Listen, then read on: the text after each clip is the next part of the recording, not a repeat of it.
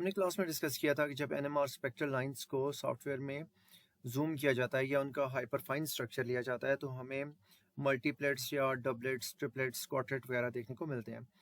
अब with in a multiplet जो आपको पीकलेट्स नज़र आती हैं, जैसे यहाँ क्वार्टेट में आपको फोर पीकलेट्स नज़र आ रही हैं।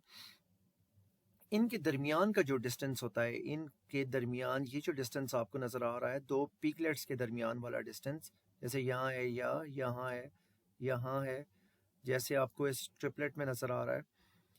इस डिस्टेंस को, ये डिस्टेंस एक कांस्टेंट एक वैल्यू है जिसको कपलिंग कांस्टेंट कहा जाता है और इसे जे से रिप्रेजेंट करते हैं। इसकी वैल्यूज़ का ऑपरेटिंग फ्रिक्वेंसी या अप्लाइड मैग्नेटिक फील्ड की स्ट्रेंथ का इस पर कोई असर नहीं होता। अच्छा, इसको मीटर्स में नहीं बल्कि हर्ट्स में मेजर किया जाता है, जिसकी वैल्यू 0 से 20 हर्ट्स तक हो सकती है।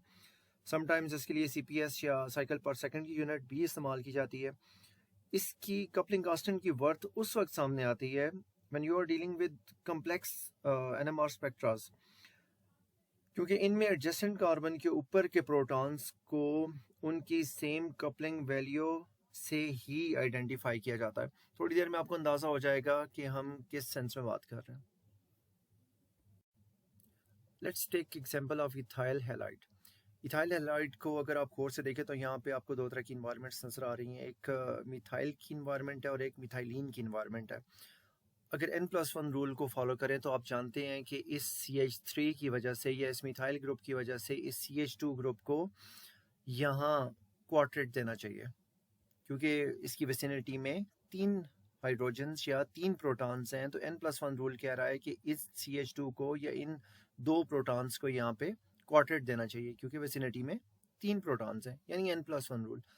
सेम इसी तरह इस CH2 की वजह से इस CH3 को, यानी इस मिथाइलिन की वजह से इस मिथाइल ग्रुप को यहाँ पे एक ट्रिपलेट देनी चाहिए, क्योंकि यहाँ CH2 N+1 रूल अगर लगाएं तो यहाँ पे 2 प्रोटॉन मौजूद है, +1 करें तो 3, यानी इन CH3 का स्प्लिटिंग सिग्नल आपके पास, स्प्लिट होकर सिग्नल एक ट्रिपलेट की फॉर्म में आएगा। अच्छा, अब इस क्वार्टेट में या इस ट्रिपलेट में जो कपलिंग कांस्टेंट है उनकी वैल्यू सेम आएंगी। इन दोनों की केमिकल शिफ्ट डिफरेंट होगी। ये कोई वैल्यूज डिफरेंट हो सकती हैं और डिपेंड करता है कि पास एनवायरनमेंट क्या है। इनकी केमिकल शिफ्ट CH3 की और CH2 की केमिकल शिफ्ट डिफरेंट होगी, लेकिन चूंकि ये आपस में इंटरेक्ट कर रहे हैं, इस वजह से इनकी ये जो पिकलेट्स हैं, ये यहाँ पे, यहाँ, यहाँ या यहाँ पे, इन जगहों पे जो पिकलेट्स आपको नज़र आ रही हैं, इन पिकलेट्स के दरमियान का जो डिस्टेंस है, यानी इन 2 पिकलेट्स का या इन 2 पिकलेट्स का जो डिस्टेंस है वो एक कांस्टेंट वैल्यू है, जिसको हमने कहा था कपलिंग कांस्टेंट है। जे से इसको रिप्रेजेंट करते हैं, यानी JAB हो या JBA हो, उसकी वैल्यू सेम आएगी। थ्योरेटिकली ये वैल्यू कुछ 7 हर्ट्ज के करीब आती है।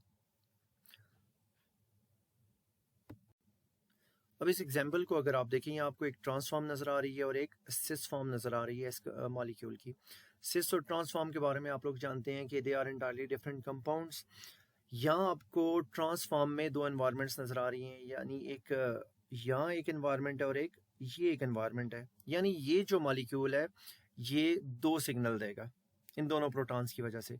लेकिन जब आप उसका स्प्लिटिंग पैटर्न देखेंगे, यानी उसको जूम करेंगे या उसका हाइपरफाइन स्ट्रक्चर लेंगे, तो आपको पता चलेगा कि इस H ने, यानी इस प्रोटॉन ने, इस नेबरिंग प्रोटॉन की वजह से डबलेट देनी है।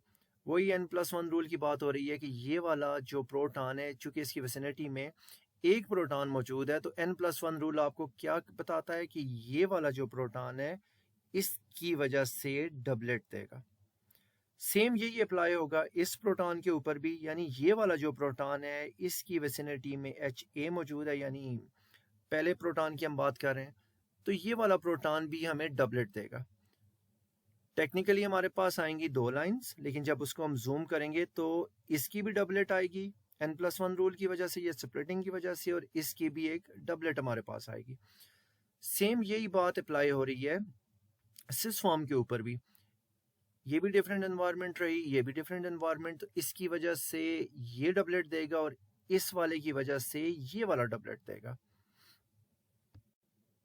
यानी इस ट्रांसफॉर्म का और इस सिस फॉर्म का जो स्पेक्ट्रा आपके पास आएगा वो उसमें दोनों तरफ आपको डबलेट नज़र आएंगी। यहाँ पे भी एक डबलेट नज़र आएगी इस हाइड्रोजन की वजह से, एक और डबलेट आपको नज़र आएगी। इसी तरह यहाँ पे भी आपको दो डबलेट्स नज़र आएंगी। यानी जो स्पेक्ट्रा है वो कमोबेश सेम होगा। यहाँ कपलिंग कांस्टेंट का आपको फ़ायदा पता चलेगा कि क्या है। वो ये है कि जब आप इन दो पीकलेट्स के दरमियान का फासला आप मैयर करेंगे सॉफ्टवेयर से, तो ऊपर एक रीडिंग लिखी हुई आएगी जिसमें ये कोई ऑलमोस्ट 15 के आर पार होगा। मतलब ये यहाँ पे इन दो पीकलेट्स के दरमियान जब आप फासला देखेंगे तो वो 15 हर्ट्स आएगा। लेकिन जब सिस फॉर्म में आप इन दो पीकलेट्स के दरमियान में फासला देखेंगे तो आपको पता चलेगा कि वो कोई 10 हर्ट्स के करीब आ रहा है। फिर आप जाके कह सकते हैं कि भाई ये जिसमें जे की वैल्यू 15 हर्ट्स आ रही है वो इसकी ट्रांसफॉर्म है, और जो जहाँ पे जे की वैल्यू 10 हर्ट्स के करीब आ रही है या कपलिंग कांस्टेंट 10 आ रहा है, वहाँ पे आपके पास सिस फॉर्म मौजूद है। अब आपको अंदाज़ा हो रहा होगा कि कपलिंग कांस्टेंट की वर्थ क्या है।